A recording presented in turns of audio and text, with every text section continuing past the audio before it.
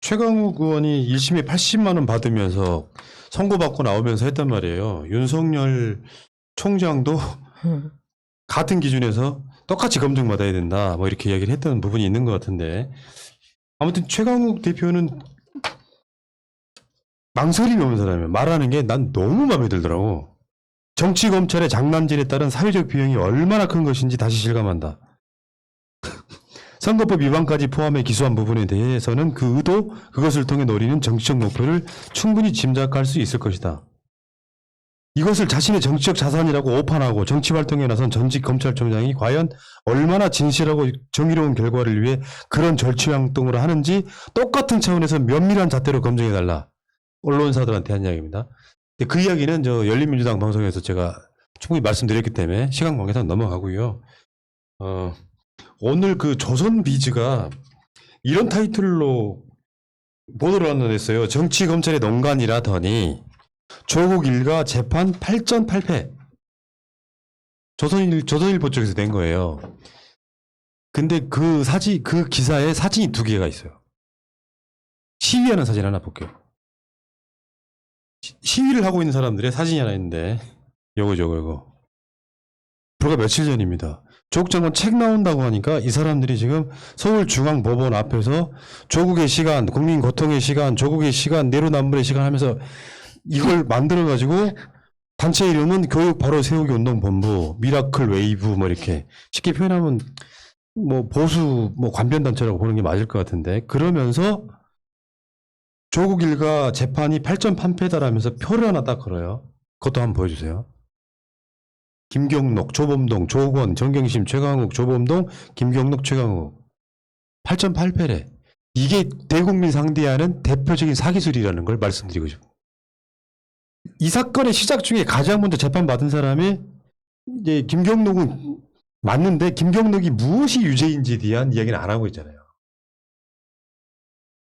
조범동이 가장 핵심이었어요. 조범동 재판이 조범동이 유죄 받은 건과 정경심 교수하고 조국 장관의 일과가 재판을 받은 건이 사실 같은 맥락이잖아요. 권력형 비리. 그래서 민정수석의 지위를 이용해서 정경심 교수가 자기 남편의 직위를 이용해서 뇌물을 받았다든지 수천억을 대선 자금으로 만들었다든지 이걸로 시작된 재판이에요. 근데 알고 봤더니 조범동만 이 재판 내에서는 조범동의 그러니까 사실 말하면 조범동의 범죄가 유죄로 인정받은 거지 이 재판의 가장 큰 핵심의 결과는 뭐냐면 권력형 비리가 아니라는 거였어요. 예. 근데 지금 조선일보가 이런 식으로 해가지고 8전 8패라고 걸고 있잖아요. 조건도 마찬가지예요. 학교를 운영하는 과정에서 일부 소위 말하면 비리라고 말할 수 있는 예. 거 선생님들 돈 받고 채용한 거 이 건이 유죄가 된 거예요. 예. 조국 그러니까 여기 아까 말한 사진으로 보여드렸던 무슨 뭐 조국 일가 어쩌고저쩌고 막 그 공정 어쩌고 조미 어쩌고저쩌고 하는 이야기는 여기에 전혀 관련이 되어 있지도 않습니다 지금. 근데 여기를 8전 8패라고 걸어서 보도를 하고 있잖아요. 그러니까 조국의 시간이라는 책을 쭉 읽으면서 제가 가장 많이 느껴진 게 조국 장관이 개인적으로 그 가슴 속에 담고 있는 죄의식, 죄책감. 그러니까 그게 자신이 뭔가 잘못해서가 아니라 내가 검찰 개혁을 소신으로 가지고 학자적 양심과 어떤 개인의 소명으로서 검찰 개혁을 추진한 그 대가로 나를 제외한 내 주변 사람들이 지금 끝모를 고통을 당하고 있는 여기에 대해서 그러니까 검찰이 얼마만큼 불의한가. 검찰의 목적은 조국이었는데 조국 한 사람을 구속시키지 못하니까 조국을 제외한 그 주변 사람들을 좀 괴롭히고 있는 거잖아요. 거기에 대한 조국 장관이 가지고 있는 개인적인 죄책감이 한 장 한 장 넘길 때마다 굉장히 진하게 배어나왔거든요. 근데 그 죄책감의 근본이 방금 보여주시는 그 표에 그대로 나와 있는 거예요. 그렇죠, 그렇죠. 그러니까 조국 장관 한 사람을 괴롭히기 위해서 주변 사람을 저런 식으로 괴롭히고 있는 거죠. 그게 말이 되는 겁니까? 정작 그게. 조국은 털지도 못하고. 그렇죠. 주변의 것들 가져와서 근데 이걸 조선일보가 이런 식으로 이렇게 선동질하는 거 보니까 막 속에서 부글부글 근데 끓더라고요. 저게 약점이라는 걸 쟤들은 알고 있기 때문입니다. 우리도 저런 매체 갖고 싶다고요.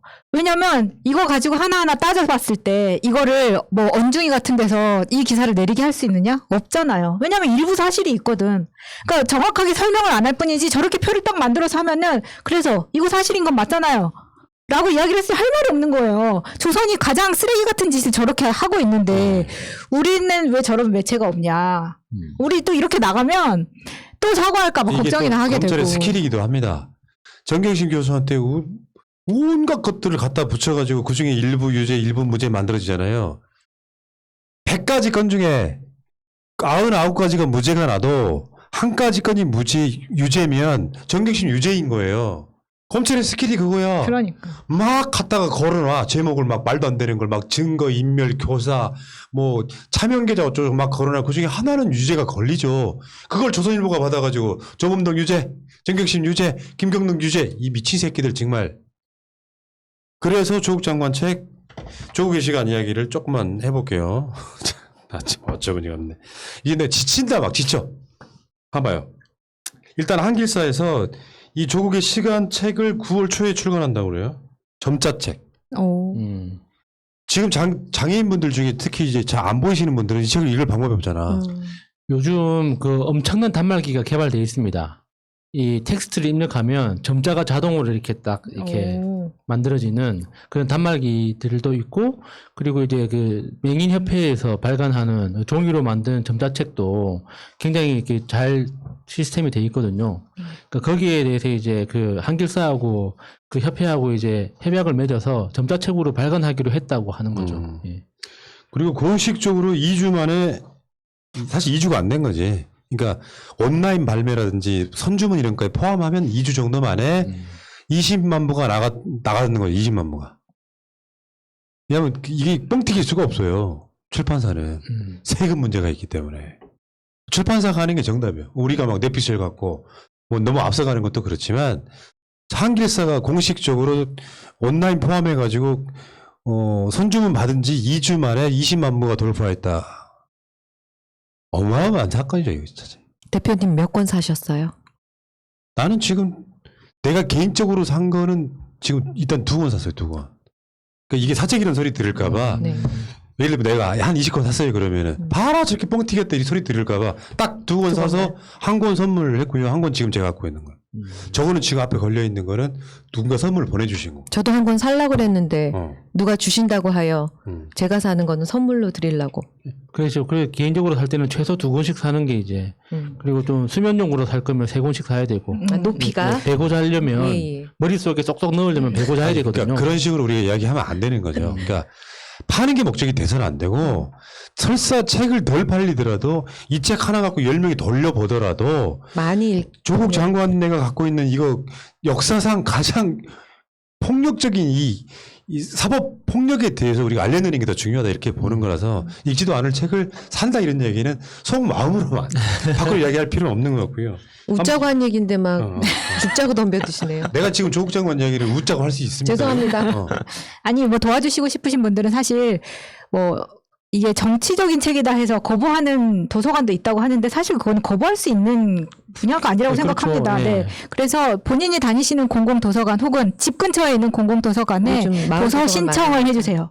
도서 신청해 주시면은 그 도서관에서도 각각 구매할 수 있게끔, 그래서 더 많은 사람들이 볼 수 있게끔. 어떤 언론인가가 친문 진해원 검사 검사한테 친문을 갖다 쳐 바르고 조국의 시간 독후감 그의 인적 역량에 감탄 쉽게 표현하면 앞에 친문을 빼고 나면 진해원 검사 현직 검사가 봤을 때 현직 검사. 자신을 밟고 전진하라고 하는 부분에서는 인격적 성숙미에 놀라지 않을 수 없었다. 국가 권력 파시즘의 피해자였기 때문에 서초동에서 수백만 명이 모일 수 있었다. 책은 나오자마자 없어서 구하지 못할 정도가 되는구나 하는 이유를 이해할 수 있다. 이게 정상입니다. 최소한 법을 집행하는 자들 입장에서 이 법을 가진 자들이 그 법비들이 김현장 대표적인 것 중에 하나야. 그 사람들이 공무원은 아니지만 법을 알고 있는 그런 세력들이 어떻게 법을 왜곡시키는지, 한국 사회가 아니라 일본을 이렇게 할 수도 있는지를 보여주는 거잖아요.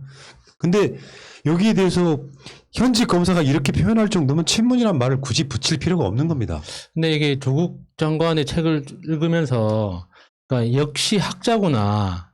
정말 학자일 수밖에 뼛속까지 학자구나라는 생각을 많이 했는데 이제 유시민 그 작가처럼 이렇게 문장이 유려하다고 하는 사람 있잖아요. 달필이라고 하는 사람들은 글을 읽으면 글이 되게 달달하고 맛있어요. 그래서 이렇게 눈에 잘 들어오거든요. 굉장히 친절하고. 근데 이 조국 장관은 이제 학자다 보니까 기본적으로 쓰는 게 이제 사실관계 중심으로 이렇게 쓰는 거잖아요.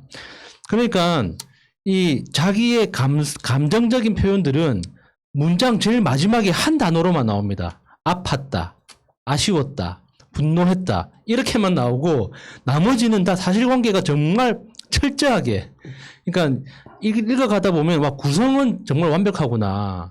그러니까 시간 관계, 그러니까 시간 순서대로 어떤 사건 순서대로 정확하게 이제 구성되어 있다는 건 느껴지는데 이렇게 쓰면 많은 사람들이 읽기에는 좀 불편할 텐데라는 걱정이 되더라고요. 근데 그렇게 팩트 위주로 탁탁 완전 사실 패는 거나 마찬가지입니다. 예, 이 책 예. 자체가. 그러다 보니까 저쪽에서 더 난리를 치는 거라고 생각이 들어요.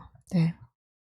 너무 착해서 문제다라는 생각도 많이 들더라고요. 이제 읽으면 읽을수록. 아니 그러니까 이게 우리가 방송하면서 내가 주구장창 주장하는 것 중에 하나가 세뇌가 무섭다요. 세뇌가 무섭다.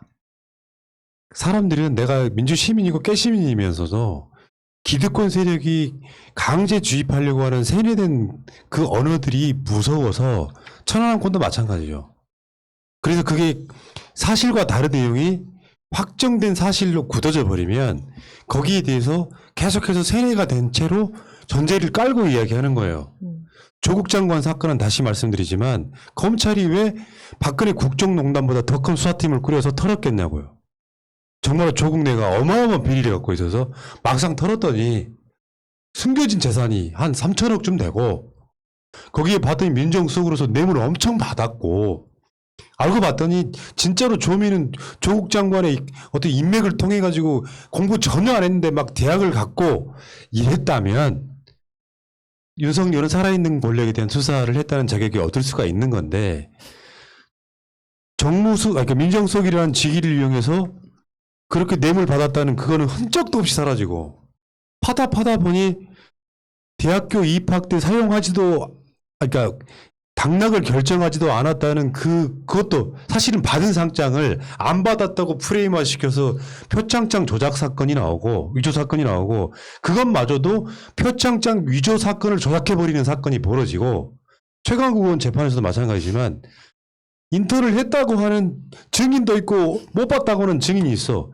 근데 봤다고 하는 증인은 다 기각한 상태에서 조민 씨 관련한 뭐 6대인지 7대인지 입시비리 유죄로 다 땅땅 때려놓고 조선일보는 봐. 거짓말이잖아. 근데 여기에는 우리가 의심을 갖져야 될 얘기가 있는 거예요. 조민은 정말로 공부를 못한 학생이어서 그런 식의 조작이 필요했는가를 또 들어가 보면 전혀 아니거든. 근데 사람들이 머릿속에 남아져 있는 인식은 그거 아니에요. 조국 내는 뭔가가 있어. 그래서 사과하는 게 좋아. 그래야 대선에 도움이 돼. 이런 프레임에 계속 휘말려 있는 거예요. 나는 이거는 도저히 받아들일 수 없다. 이게 지금 계속 세뇌가 돼가지고 그 부분 인정하고 가지? 내 생각은 인정 못하겠다는 겁니다. 천안하면 왜 사과를 합니까? 진상규명 하자고 해야지. 지금 사실 조국 사건은 조국의 시간에 책에는 안 남아있는 내용이지만 이거는 사법적 처벌의 문제가 아니라 진상규명의 사건이에요. 왜 한 사람을 이렇게 국가기관이 도륙했는가에 대한 진상규명의 사건이라고. 그러니까 우리가 거기에 수긍이 안 되는 거죠. 아빠 찬스를 쓰지 않았는데 왜 아빠 찬스라고 그 피켓을 들고 우리 쪽 사람들마저도 아빠 찬스라는 걸 인정하니까 공정 문제로 사과를 내버리잖아요. 사과할 걸 해야죠. 아무튼 그 진해훈 검사가 쓴 글이 독후감으로서는 제가 보기에 가장 역대급이었어요. 검사가 보는 전직 법무부 장관의 여기 회고록 한번 읽어보세요. 여러분 그 페이스북 가셔가지고 진해훈 검사 페이스북 가셔가지고 한번 읽어보세요. 진짜 공감했거든요. 특히 최근 장관님을 대신해서 사과한다는 비겁한 분들과 달리 먼저 인정할 사실은 인정하고 대범하게 사과한 후 자신을 밟고 전진하라고 하는 부분에서는 인격적 성숙미에 놀라지 않을 수 없다는 점도 앞부분에서 미리 밝혀야 할 것 같다는 생각이 든다. 그것은 자신감의 표현이기는 하나 자만심은 보이지 않는 세심함이라고 할 수 있다. 이게 무슨 책도 아닌데 페이스북을 내가 스포일링을 하기가 싫어서 내가 더 이상 안 읽겠습니다. 진짜로 명문장이 들어있다 이렇게 말씀드리고 이 이야기는 여기까지 할게요.